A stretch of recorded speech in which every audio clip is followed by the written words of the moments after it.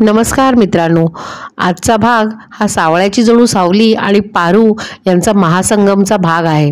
आजच्या भागामध्ये आपल्याला पाहायला मिळेल सावली जो काही प्रकार घडलेला होता त्याचा विचार करत असे तेव्हा सारंग तिथे येतो आणि तो तिच्याशी बोलण्याचा प्रयत्न करतो। हे सगळं अस्मी लपून बघत असते। तिला खूप भयंकर राग येतो। थोड्याच वेळानंतर दोघांचेही आवाज पूर्ववत होतात। तेव्हा अस्मी म्हणते, या दोघांचं नेमकं काय सुरू आहे? आधी इशाऱ्यात बोलत होते, आता बोलत आहेत। तिला असं वाटतं की ते दोघे किसिंग करत आहेत। इथे सावली विचार करते, आमच्या दोघांचा आवाज एकत्रच बसलेला आणि एकत्रच सुरू झाला, याचा म्हणजे आमच्या दोघांच्या पोटात काहीतरी गेलेला आहे। तेव्हा तिला आठवतं तो पाण्याचा ग्लास आम्ही दोघांनी पिलेला होता आणि त्या पाण्यातच नक्की काहीतरी होतं। आणि तिला जगन्नाथजींचं बोलणं देखील आठवतं। तिला कळतं हे सगळं जे काही होतं ते जगन्नाथजीने घडवून आणलेलं आहे। अहिल्या आणि मारुती गाडीत बसून पारीची तारीफ करत असतात।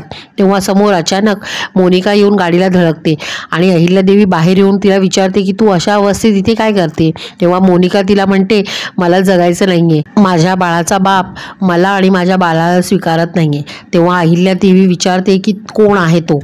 इकडे अस्मी झालेला सगळा प्रकार ऐश्वर्याला येऊन सांगते आणि तिला सांगते सारंग आणि सावलीचं काहीतरी सुरू आहे, ते दोघे एकमेकांना किस करत होते। तेव्हा ऐश्वर्या म्हणते, मला ह्याच्यावरती विश्वास नाही, असं होऊच शकत नाही। इकडे अहिल्यादेवी घरी सगळ्यांना बोलावून घेते आणि प्रीतमला विचारते, तू शेवटची दारू कधी प्यालेलास? तिशासोबत लग्न ठरलेलं तेव्हा तू दारू प्यालेलास आणि एका मुलीचं आयुष्य उद्ध्वस्त केलेलास आणि ती मोनिकाला बोलवले। आणि प्रीतमला विचारते, माझ्या वाढदिवसाच्या दिवशी तू कुठे गेलेलास? मोनिकासाठी आवळा आणि कैरी घेऊन गेलेलास, म्हणजे तुला माहिती होतं का ही प्रेग्नेंट आहे? ते मिनी म्हणते की हो, पण मोनिका प्रेग्नेंट आहे तर हे सगळ्यांनाच माहिती आहे, पण प्रीतमला कसं माहिती? तेव्हा अहिल्या म्हणते की कारण ती आपल्या प्रीतमपासूनच प्रेग्नेंट आहे। हे ऐकून घरी सगळ्यांना शॉक लागतो। आदित्य म्हणतो की तुला माहिती आहे ना आई की प्रीतमचं प्रियावर किती प्रेम आहे? तेव्हा मोनिका म्हणते, हो मला माहीत आहे, प्रिया आणि प्रीतमचं खूप एकमेकांवर प्रेम आहे, मला त्यांच्या आयुष्यात यायचंच नव्हतं, पण अहिल्यादेवींना सगळ्यात कळलेलं आहे, पण यात प्रीतमची काही चूक नाही आणि माझं खूप प्रेमही आहे प्रीतमवर, असं देखील सांगते। अहिल्या म्हणते, प्रीतम माझा मुलगा असला तरीही त्याने केलेल्या चुकीची शिक्षा त्याला मिळणारच। तेव्हा श्रीकांत म्हणतो की असं आपला प्रीतम करणं शक्य नाही। मग अहिल्यादेवी प्रीतमला विचारते, हे सांग, हे खरं आहे का? तेव्हा प्रीतम म्हणतो, मला आठवत नाहीये। तेव्हा अहिल्यादेवी येऊन त्याच्या एक कानाखाली वाजवते, एका मुलीचं आयुष्याबद्दल प्रश्न आहे आणि तू इतकं कॅज्युअली घेत आहेस।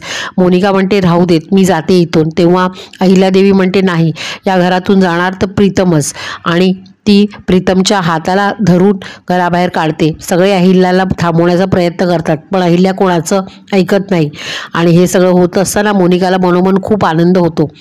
इकडे सोहम आणि ताराचा कॉन्टॅक्ट नसल्यामुळे सोहम टेन्शनमध्ये असतो।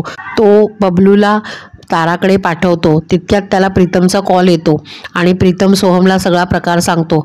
तेव्हा सोहम त्याला त्याच्या घरी राहण्यासाठी बोलवतो। हे सगळं सावली ऐकते आणि सावली मनात विचार करते, हे सगळं मला पारूला सांगायला हवं। तितक्यात बबलू तिथे येतो। तो त्याला सांगतो की तारा खूप टेन्शनमध्ये होती। सावली पारूला प्रीतमबद्दल कॉल करून विचारते आणि प्रीतम आमच्याकडे राहायला यायचं आहे असं विचार होता। तेव्हा पारू म्हणते, बरं झालं तू मला कॉल केलास, मी प्रीतम सरांशी बोलते आणि त्यांना समजावते। इकडे श्रीकांत आणि अहिल्या आपल्या मुलाबद्दल विचारतात। तेव्हा श्रीकांत म्हणतो, आपला मुलगा असं वागू शकतो असं तुला वाटतं का? तेव्हा अहिल्या म्हणते, उद्या लोक तरी काय म्हणतील आपल्याला?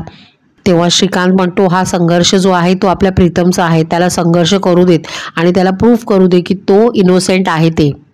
इकडे सावली जगन्नाथजींना भेटायला जाते आणि जगन्नाथजींना सरळ प्रश्न विचारते की तुम्ही माझ्या पाण्यामध्ये औषध मिसळलेलंस का, याचा जाब विचारते।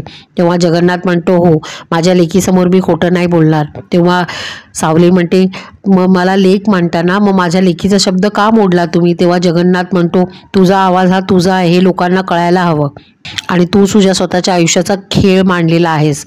त्या भैरवीला सावलीची खरी किंमत कळलीच पाहिजे। प्रीतम रस्त्यावर लिफ्ट मागतो आणि एक लिफ्ट त्याला मिळते। तेव्हा त्याच्याकडे पैसे नसल्यामुळे तो पैशाच्या बदल्यात स्वतःचा मोबाईल देतो। आदित्य आणि पारू प्रीतमला शोधत असतात। तेव्हा आदित्य म्हणतो की माझा भाऊ असं करणं मला खूप कमी शक्यता वाटते. मला ती मोनिका फ्रॉड वाटते.